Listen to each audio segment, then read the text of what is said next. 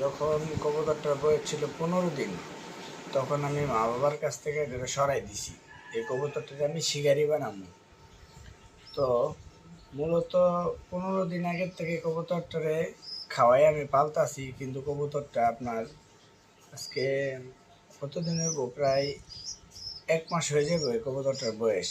15 দিন ধরে আমি খাওয়াইতেছি। তো আমি খাওয়াই কি, এই যে দেখেন আপনারা, এই যে ছোলা, এই ছোলা আপনারা একদিন সব রাত্রেবেলা ভিজে রাখবেন, পরের দিন সকালবেলা এটারে ধুইবেন ভালো করে, ধুইয়া তারপরে কবুতরে খাওয়াই দিবেন।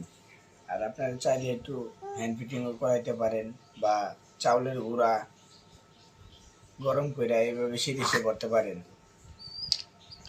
তো এখন আমি খাওয়াবো। আপনারা কি করবেন, এই যে এইভাবে নিবেন, নিয়ে আপনারা এই যে দেখতেছেন ছোলা, এই যে এইভাবে ধরবেন, এই যে এইভাবে ধরে এই যে এইভাবে ছোলা খাওয়াই দেবেন, এই যে এইভাবে খাওয়াই দেবেন। এইভাবে যদি খাওয়াই দেন কি, কবুতরটা সুস্থ থাকবো। ছোলা খাওয়াইলে কবুতরটা সুস্থ থাকে।